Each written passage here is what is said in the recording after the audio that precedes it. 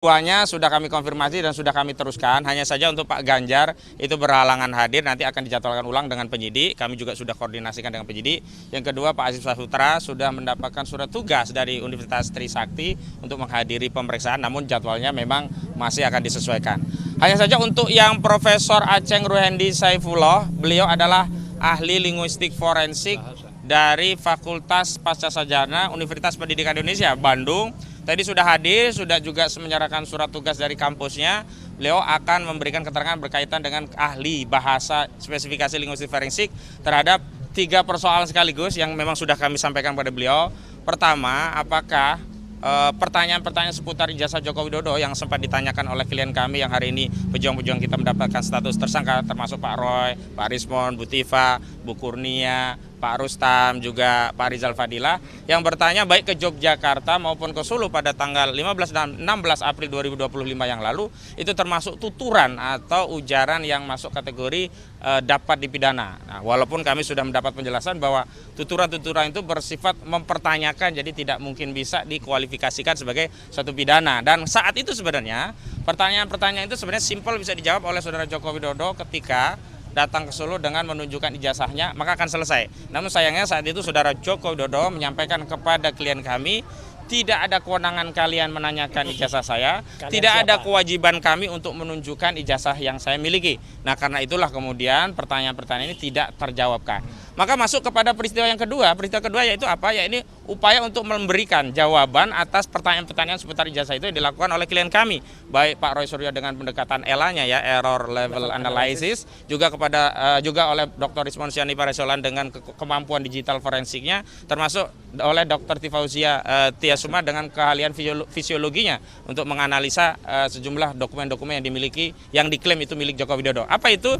Jadi upaya untuk melakukan penelitian sejak ada upload dari kader PSI bernama Dian Sandi, yang menurut keterangan Dian Sandi ini adalah asli ijazah Joko Widodo. Nah, itulah yang kemudian diteliti. Dan yang kedua juga ada objek yang diteliti, ya ini objek yang dipamerkan oleh Dekan Fakultas Kehutanan Bapak Sigit Sunarta yang itu diklaim sebagai milik Joko Widodo. Termasuk yang terakhir adalah karena ada primary evidence, yakni bukti dokumen berupa skripsi yang ditunjukkan langsung kepada klien kami Pak Roy Suryo, yang itulah kemudian dijadikan bahan. Nah, pertanyaan kami secara linguistik forensik nanti akan dijawab melalui keterangan adalah apakah melakukan penelitian dan kemudian mendapatkan kesimpulan bahwa dokumen itu secara saintis disimpulkan sebagai palsu dengan pendekatan ungkapan hiperbola ya, seperti 99,9% palsu, atau Bung Rismon Syanipar menyebut dengan 11.000 triliun palsu, itu adalah masuk kategori ujaran atau tuturan yang mengandung pidana. Nah, nanti akan dijelaskan itu tidak termasuk, tetapi rinciannya akan dijelaskan pada penyidik.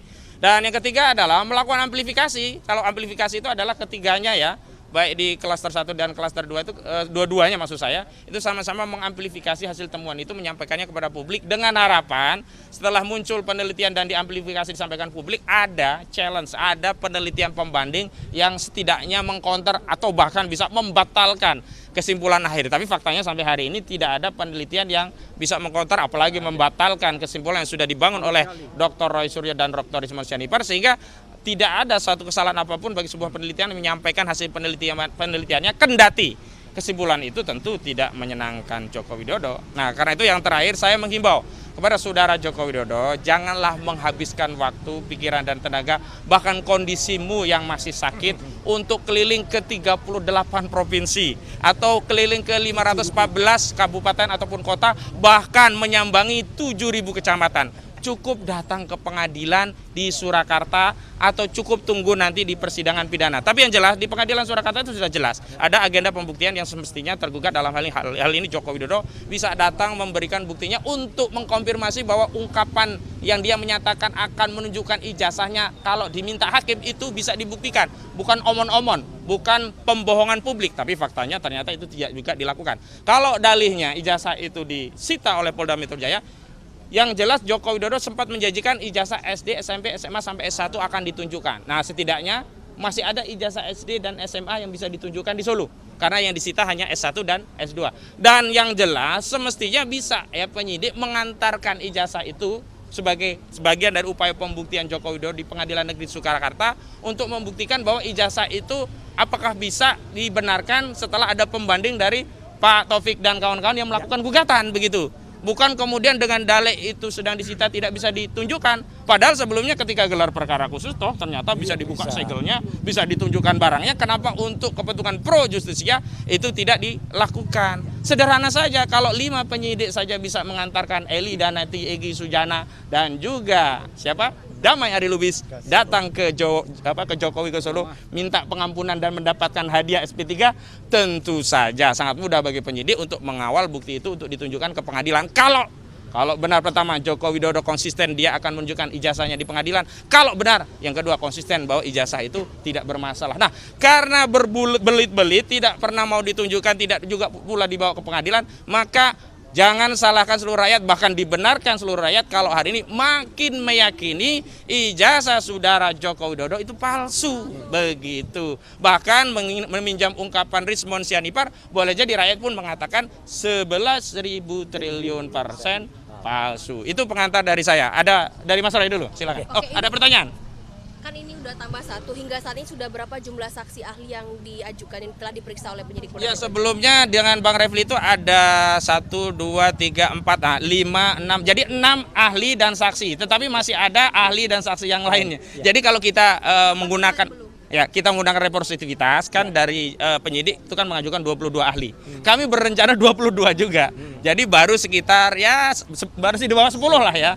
Ya kita harap rekan-rekan media juga sabar karena dulu kita mereka memeriksa 22 ahli juga kita sabar. Jadi kita pun akan menghadirkan saksi dan ahli yang seimbang yang sesuai dengan KUHP yang baru juga diperkenankan. Begitu. Saya tambah dikit namanya ya. Jadi selain Prof Aceng, hari ini juga ada saksi ya. Saksinya antara lain ada di sini tentu teman-teman sudah ada yang pernah mengenal dan melihat namanya Mas Michael Benyamin Sinaga, pemilik podcast Sentana, kemudian Pak Janes Yaan, terus ada yang menarik, ada yang namanya Krishna Murti, ya siapakah dia? Nanti akan ada, ya gitu. Ada beberapa saksi tambahan dan kemudian nanti ahli, saya tambahkan dikit dari Bang Aka tadi, ahli yang kemudian sempat diperiksa adalah juga Prof Henry Subiakto, kandidat Dr. Didit Wijayanto, kemudian Prof Hamidah, yang saya mendampingi sampai dengan malam hari ya, hari Jumat itu sampai dengan jam 9 malam. Jadi intinya itu, dan tadi saya ingin mengklarifikasi karena ada hoax yang di luar bahwa Bang Aka, Bang Gafur ini bukan lagi kuasa hukum Roy CS, saya pastikan itu hoax ya. Apa yang diceritakan Bang Aka tadi ya, termasuk Bang Asam, itu adalah kuasa hukum kami semuanya. Ada surat kuasanya, clear. Dan itu yang diceritakan adalah peristiwa-peristiwa ketika Bang Rismond, Dr. Tifa itu memang masih menjadi kuasa hukumnya tim TAKA. Kalau dalam perkembangannya, saya akui memang ada kuasa hukum yang lain, nggak apa-apa, ya ada keterlibatannya nggak apa. Saya juga masih ikut dalam kuasa hukum dan itu biasa. Seorang prinsipal itu bebas. Ada kan teman-teman kan dengar juga, ada Prof Denny Indrayana, ada juga LBH Muhammadiyah, ya mereka ikut membersamai dan mereka tidak mempermasalahkan itu. Jadi clear ya. Nah, saya ingin tambahkan sedikit tadi apa yang diceritakan oleh Pak Ustadz Kosinudin ya. Jadi inilah bukti primary evidence yang juga dulu pernah saya tunjukkan. Inilah bukti yang benar-benar tidak hanya diperlihatkan kalau ini. Waktu itu saya pegang dan bahkan saya potret dengan kamera resolusi tinggi. Sehingga teman-teman bisa lihat bedanya antara kertas baru dan kertas lama. Kertas lama yang masih ketikan manual, di sini masih tertulis Dr. Ahmad Sumitro, dan kertas baru yang tulisannya sudah Profesor Dr. Insinyur Ahmad Sumitro. Logis tidak? Kalau pada satu skripsi yang sama, ya bulannya November 1985, di mana Dr. Ahmad Sumitro waktu itu belum mengukuhkan atau belum dikukuhkan seorang guru besar, ya itu betul. Namanya doktor. Ketika dia sudah profesor, November 1985, padahal pengukuhannya adalah bulan Maret 1986. Jadi ini adalah lembar yang disisipkan. Makanya waktu itu Dr. Rismond mengatakan ini palsu, ya gitu. Saya juga menyampaikan ini jelas betul, kertasnya saja beda, ya. Jadi artinya itu bukti-bukti yang kemudian dikuatkan, termasuk juga keterangan dari Prof Henry Subiakto yang mengatakan kalau Undang-Undang ITE itu adalah untuk transaksi elektronik, bukan untuk pemidanaan urusan politik, ya. Itu clearnya ya. Jadi saya kira tambahan saya cukup itu, dan satu lagi sedikit mumpung saya juga hadir. saya juga hadir selaku saksi dari peristiwa hukum yang dilaporkan oleh Mas Michael Sinaga, Mas. Siap. Nah, ketika melaporkan seseorang yang bernama Andi Azwan. saya menjadi saksi karena saya datang pada satu saat lagi, Pak. kejadian. Ya, satu Dan lagi. Joshua Sinambela. Ya, saya datang pada saat kejadian.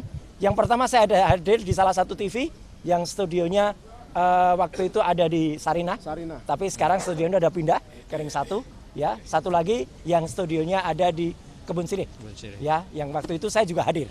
Ya, gitu. Jadi intinya itu ya. Jadi kami saling membersamai, kami saling mendukung, dan kalau ada satu rekan yang terkena musibah, bukan berarti kita ikut jadi korban, kita melarikan diri, bukan. Ya, kita semua kita semua Iya, nih. mohon dipegang. Ini buka baju biasa Kita Superman semua ini. satu Dedeng, grup dedeng, yang sama. dedeng. Kita semua apa? Superman. Yaitu korbannya Mulyono. Nah, Jeng, jeng, jeng. Ini baju lama tapi aktual. Ya, korbannya Mulyono kita semua. Ya, saya kira itu ya. Mungkin Ya. ada tambahan Bang lain. Gafur,